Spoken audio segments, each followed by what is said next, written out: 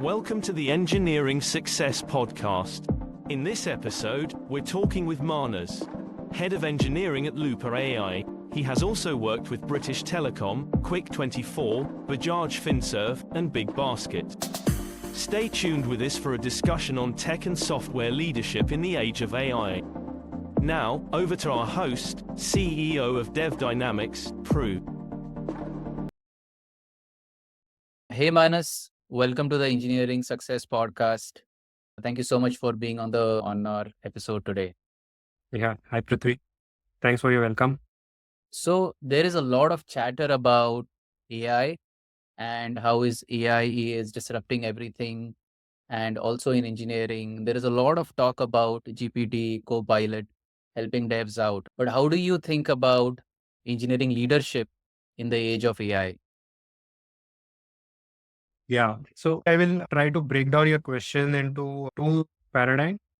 One is, how is engineering in the age of AI? Because definitely it has changed, and there are a lot of reasons why it has changed. And engineering leadership, how it has impacted because of this change. Or say, if you ask me, the leadership is a soft skill which still remains the way that it is. Yes. But now, as an example, almost every organization has started using Copilot. Yeah. ChatGPT has become a de facto factor. for most of the teams, be it sales or engineering. And this has been incorporated by everyone. Like my teams currently use Copilot. Everyone, every developer has it. But definitely that increases the speed of development. What is a marked difference from the age maybe 10 years back and now, which I could see, is that writing a code in engineering domain has become more of like writing in English.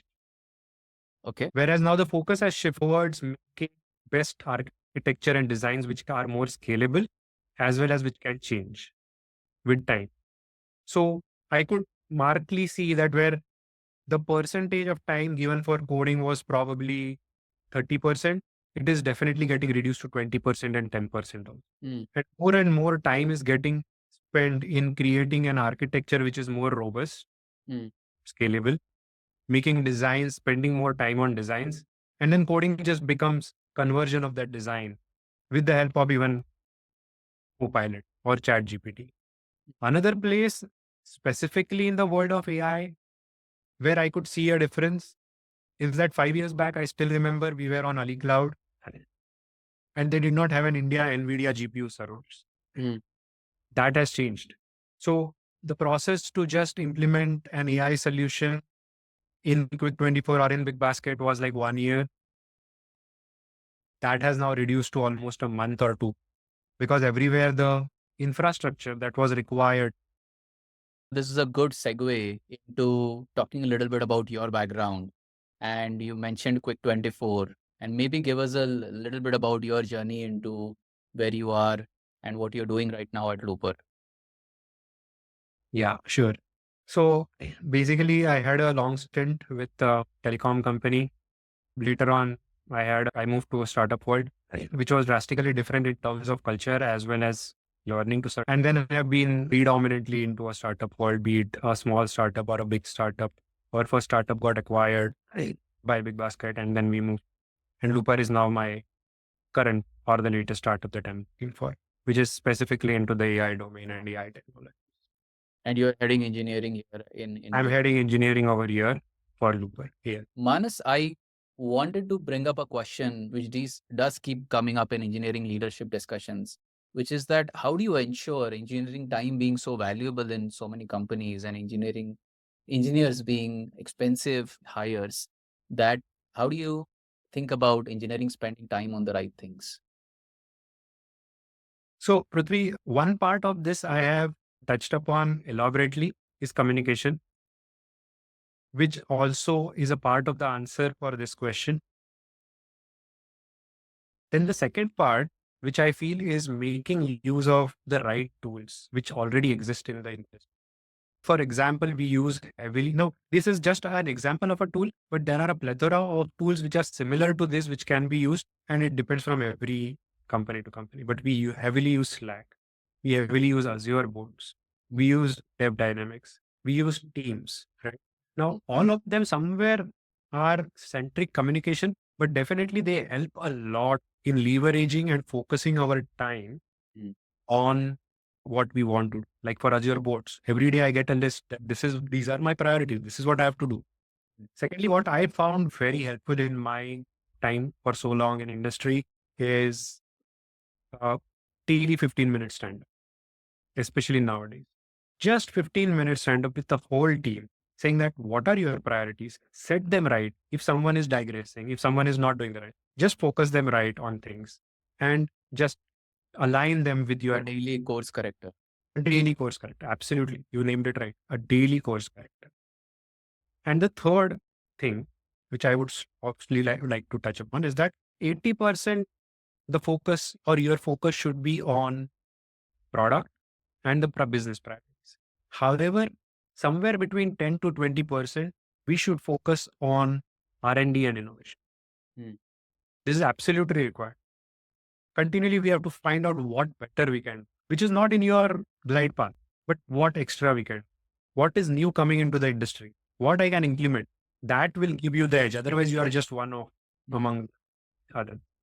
No, this amazingly aligns well with it's not as talked about anymore, and maybe a sign of a culture change at this iconic company, right? Google used to talk so much about the 20% time and how that was creating the edge for them. I believe they still might have that practice. I'm not as aware, but maybe carving out the time for yourself or for your team, formally or informally, the 20% time that's amazing. Yeah, I think something to think about. That Right. Circling back to what you said as to how the time itself is being spent in engineering teams now, and you're spending more time on architecture and design. How does this now lead to how you think about building a team now? Would the team composition change because the skill set seems to be shifting now?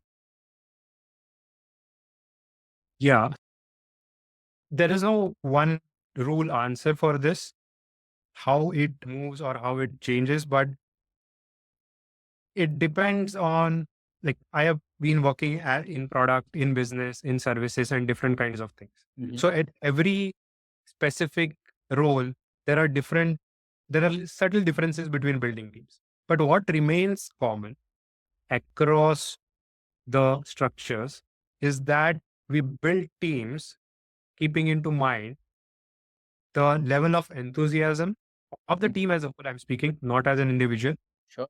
keeping the enthusiasm of the team, keeping hard work in the team, and to some extent, I would just put it to discipline. I know discipline has become a buzzword today with work from home, working so many hours, but I do not mean by that way. But I just mean that there should be goals, there should be targets, Right. and as a team, we should try to move towards them systematic. Okay. So while building teams, skills keep on changing. The coding standards keep on changing. There are a lot of things that keep on changing and they are specific. But what remains common across the thread is these 3 points of enthusiasm. So it is important that the people that we hire, we ensure that they have a good amount of enthusiasm towards doing things. They are geared to do hard work, and we bring in certain amount of structure to the whole team. Mhm. Just to quote probably at this occasion is that there is a really nice book called as No Rules Rules, which is about building teams, written by Netflix founder. It suits his teams. I'm not saying that we take everything out of that book and just copy Yeah. paste. But it does show the mind or thought process where he has tried a lot of things and then arrived to certain situation. So even in every team, there will be this same struggle. There is no one formula fit for everyone. But everywhere the common thread comes out is people and people rather than skills or expertise. No, excellent recommendation. I have a copy myself of Notes. And in fact, you might have recommended me to. I'm pretty sure you recommended it to me last year or earlier this year. So we'll be including that in the show notes. But since that's about Netflix, which is such a performance driven company, and you talked about having a composition where there is discipline and having the right goals. So, how do you think about that building a high performance culture with balancing out the softer aspects like building a healthy culture or focusing on team health. Yes. Yes. So there are two very important paradigms which I continually keep on using or even try to remind myself at times. And I'll also probably give examples around it. One is communication. That's the most important thing every team has. When we say the word team, the thing that is binding it together is actually communication. Even though they have like same kind of product or same kind of thing, but that is not binding them. What binds them together is communication. So it is really important that we provide appropriate amount of time to ensure that the communication part amongst your team, be it formal, be it informal, both the kind of communications are equally important and they are kept or they are strengthened with time. It cannot happen that as a leader or as a manager or as a team lead, whatever be your role, that you are not speaking to some people for a very long period of time. You will not get the pulse of the team if you don't do that. And especially, I'm sure it's in one of your thought process of hybrid working, working from home. How do we keep this communication strong? With time, this is something that becomes much more important. And this was not as, it was important, but everyone was coming to office and everyone was sitting in same place. The communication used to happen whether you want it or not. But now that is not a mandate, right? There is a possibility one person being sitting at his home every day, completing his work on time, before time, but never communicating with you. Mm. And that is why it is very important. In fact, what is really also a notable point while I used the Dev Dynamics product also, that a very niche, I would say, I wouldn't say major, but niche importance given to Slack channels and communications, right? And that is really important in today's world. That is the first point. Second is trust. This is a point which I actually learned in one of the HR training sessions in BigBasket, where the teacher or the person who was teaching us on few of the soft skills said that every person in your team is coming to office with a mindset of performing well, of doing well in his career. Every person. That is not a single person who is coming to office with any other mind. Yeah. If that is the truth, then that person really wants to perform. In which case, you don't have to push him. You don't have to micromanage him. You just have to guide him in a way that he is able to achieve his goals. So that basic trust that is required, and that is really important, especially in this hybrid working on your team. You should be confident that every person who is working with me wants to perform well in his career, wants to make a career. So that is the second point I somewhere feel that we should keep in mind while building teams. Oh, that's an excellent point. Yeah. So you were saying, adding something to that? Yeah, no, I was just saying that overall, what we observed is that, and most of the time, sometimes in startups, while building startups, or you say we lose our vision on this, is building teams with a common vision. Now that vision nowhere written at times. In big corporates, it's always written. Yeah. I know the vision what BT had when I worked with British Telecom, I meant to say. It's a big corporate. There is a whole group working on the vision of the company, vision of the product. The internal communication of that. Internal communication of that as well. Yes, absolutely. But in a startup, like, let me ask you, do you have a vision of your company? We discuss it from time to time, but we don't have the 14 rules Amazon does. Yeah. That's excellent. That's excellent. That's what I'm saying. So if every person in your team understands the vision, then it's absolutely like good. So that is something that binds them together. Like we have a few parameters or paradigms, have empathy, be customer first centric kind of a thing. So everyone knows that this is the vision of the company. This is the vision of the product. This comes in my coding. So those are the common values that are binding them together. Okay. Those are mostly what I would suggest. Of course, the last point which I would want to highlight is also investing informal time for building teams, be it team lunches, be it some activity with your team. More so important because of the work from home culture. The new 1 to 2 years of experience of team members who have joined, probably they have worked all their life in isolation. Mhm. So it's more important for them a little Coming bit of. off of COVID and quarantine, and yes. Amazing. I think you outlined 4 points, communication being the glue holding teams together and not just a common project or that we all belong work in the same office. Trust in each other and also trust in the people who work with you, work for you. A vision, even if it's not outlined and plastered on the walls, something that you talk about, some common guiding principles, let's say, and informal time. So important. So this is about, let's say, engineering teams and thinking about building these teams and keeping them together. And how do you think about, especially as people progress in engineering leadership roles, the importance of interfacing with peer teams and in the exec teams, leadership teams, right? The company business leadership teams. So wanted to talk about how do you think about engineering helping drive the right business outcomes? Yeah, would love to know your thoughts on that. So the first thing probably that comes to my mind when you ask that question is that this is the part where probably the world has changed in 10 years drastically. Earlier, most of the business were business centric. However, with time, technology is at the thick and center of business nowadays, right? Yeah. Especially with its leveraging your advanced analytic tools like ML, cloud computing, IoT, the domains or the businesses which are today formed, like e-commerce, Mm, AR, VR technologies, they are completely centric towards technology or engineering, you can say. mm, Right? That was probably not the case 10 years back. mm, Of course, the brick and mortar businesses do survive, do exist, and not only survive, they're thriving, right? Be it finance, be it others.